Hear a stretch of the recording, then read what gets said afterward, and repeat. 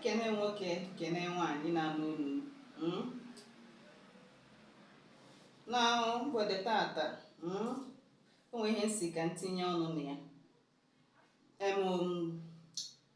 It has always been on my mind, but I was triggered by a post agbara nwaanyị n'oche email on Facebook this morning, followed by another one by Ebere Habas, Asoni Ebere, concerning Ibu Umuada. Emana, most of the time there are certain things ndị mmadụ na-neglect ama ha na-eme ya due to they feel they are too big for such things. That's their inability to relate with organizations from their place, their hometown. For example, Umuada. Every female born member of a family, Umuada. Yes, Umuada. Mana before isonyewezelu ndị Umuada, o nwere emume a na-eme. Let me use my place as an example. Ndị be anyị na-akpọ ya ime ọkpụ. Nwata nwaanyị ọbụla amụrụ, a na-emerụ nwaanyị ahụ ọkpụ. You can do it as any age. Mana ọ bụrụ na ị mere ya mgbe nwata nwaanyị ahụ anụbero di, it will be easier and more cheaper for the parents than mgbe nwaanyị ahụ anụ di. Somebody like me, I was opportuned to do it when I was still in primary school, when my sister got married. So my mom was like, go missing the three of us. So right from primary school, I'm a full-fledged member of Umuada. I think I say I'm meeting a neck, I say matches, 100 naira, 200 naira, foodstuffs, you know. So ọ dị mkpa na nwaanyị ọbụla bụ nwaanyị it's supposed to be member Umuada obodo unu. I didn't bet ya na high class or ụmụ babes. You have to do it. I don't know of other communities, but in our community, if you don't do it and the woman gets married, of course, before Umuada abịa na ịgba nkwụ, you must do it. Is born in. Or if anything happens and that child, that girl child or that adult female dies, what we are going to do, of course, before they will attend such meetings or burials. So gịnị ka m na-ekwu na ọ dị mkpa ka ị na-amanyalị na-eme ụmụ ọsịsọ na township na ụnọ ga-adenye afa na Umuada bụ unu. Ọ bụ na ịnụgo denye afa na ndị nwunye di unu, because ọ bụ na ị mere ya na ndụ mee ya n'ọnwụ, and mgbe ahụ nwụrụ anwụ ka ọ ga-aka njọ. Also, if you are the first daughter of any family, you need to iji issue Umuada wee na-egwu egwu at all. Ma ị join ha physically o, ma ịkwalụ ndị nwụrụ anwụ ibu, you don't need to take it so lightly, because Umuada ga na, ọ bụ na ị chọrọ inye ha oke ha, Umuada ga na-ezugori mmụọ 247. That's one thing with all these familiar spirits.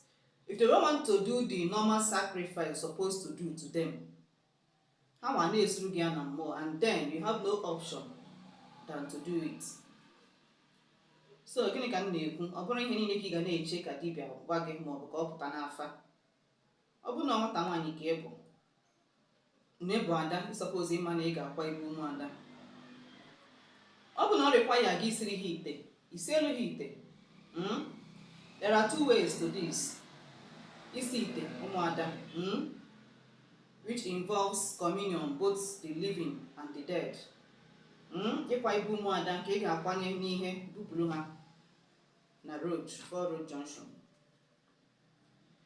Ọ bụrụ na ị bụrụ ada, that you are a female, o nwere ka ihe ga-adị, nwee ka ihe ga-adị. You have done this, you have done that. There is no headway. Kwalụ Umuada ibu if you are a female. Ọ bụgodị na nwoke ka ị bụ, ọ gbochiri gị ịkwalụ Umuada ibu. After all, they are still your siblings, they are still your blood. Ịkwalụ ha ibu. Ihe na-abụrụ mmiri. Mgbe ọbụla na-agbaje mmiri na-atụjikọ ihe ya. No. Umuada nwere nke ha ji, o nwere nke ha ga-emenwu. If you know how they operate physically, that is how they operate spiritually too. So here to let you know, when I was going through the posts, nne ochie agbara nwaanyị nne ochie mere, and the one ebere dị. So many people are asking, what are the lists, this and that, what am I going to put in, what are how all those things. So in as much as I think I've posted videos of these sacrifices at Umuada, but I don't think I've listed it out. So I decided to list some of the items here which you can do. Ị ga-eji wee kwa ibu Umuada. But even ihe niile is be intentional about what you are doing. Obi iji enye mmụọ ihe matters. Ị na-enye ya no, let me give these people, let them clear for my front. That one is their own cup of tea. Mana ọ bụ na iji ezi obi enye ha, that these people are my blood, these people can help me. Let me use for example my auntie late now. Ama m mgbe ọ dị ndụ, o so n'isi ndị Umuada, and ama na then anwa ọ dị ndụ nwere ihe mma abịa si ya that this is what I need and what she can afford ka ọ ghara imerụ m ya. So in the same way, even though na ọnwụ ga-anwụ now, amakwa na o nwere ka okwu ga-esi sie ike, I call her because na mmanụ onye ahụ o si eme mgbe ọ dị ndụ ka ọ ga-esi mekwa even now. So to Amakodi, if you are offering it to them that these people are my blood, they have what it takes to help me, to supplicate for me, to stand in the gap for me. You will see the benefits of the Ajaicho. Mana be na achu ya no, akwas na na ajo Umuada. As na ha na-eme nka ka nje chepụrụ him.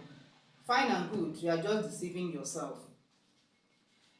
And also your ability to know what these items stands for will help you to connect more.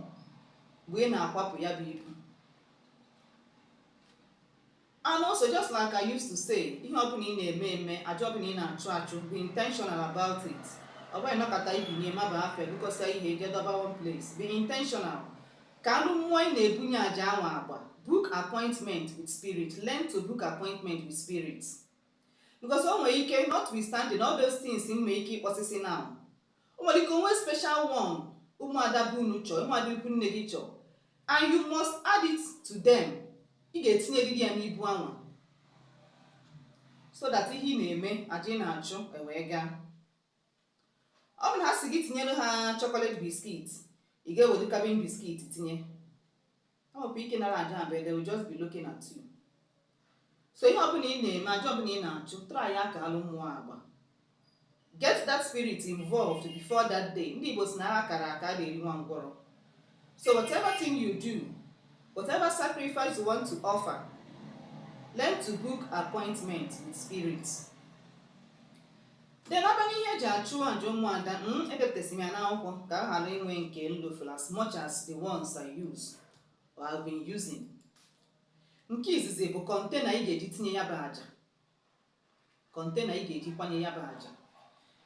so many things that you can use. You make it in here no pa. Hindi na opa. And that be on a rectangular form. If you have any spiritual material, join here, they will show you. We make it in here kata. Small baskets.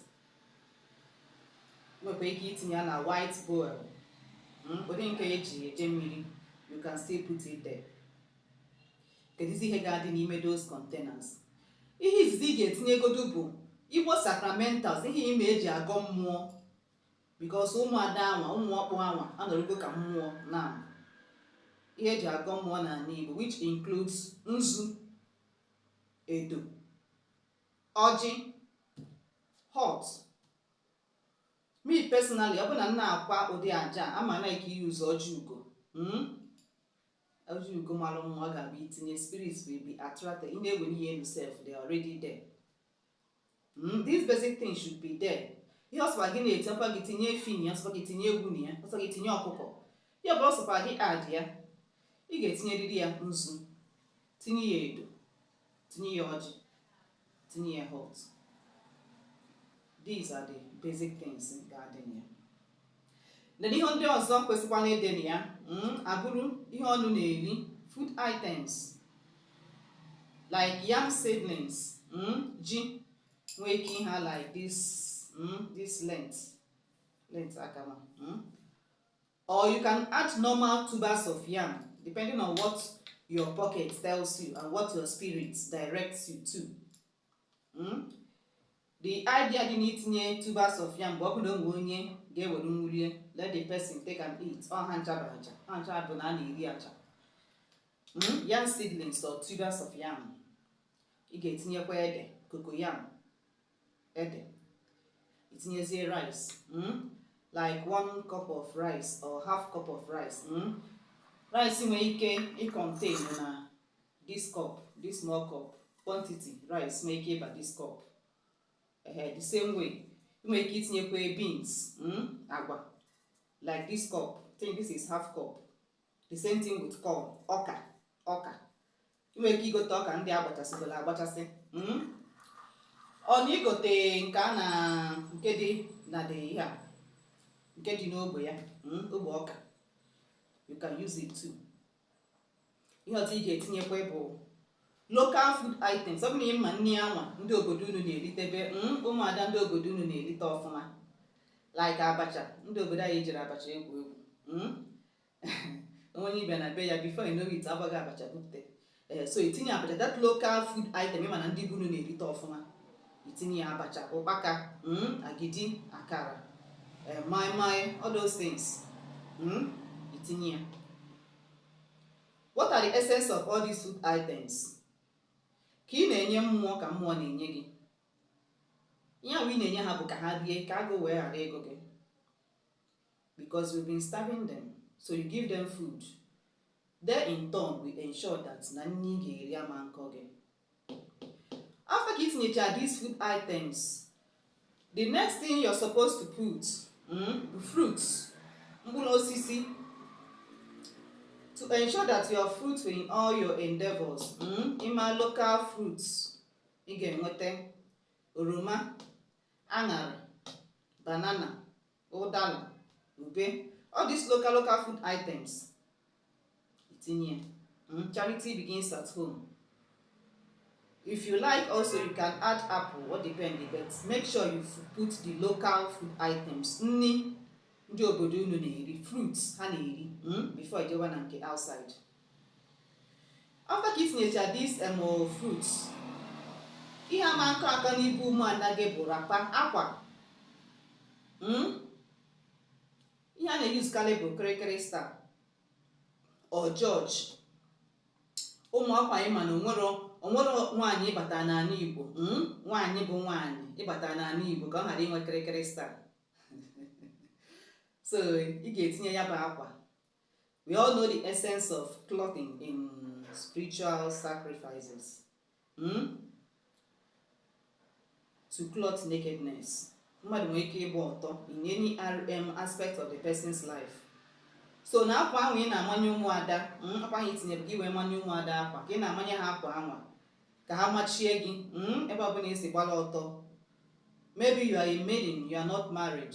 Ịgba ọtọ in such aspects.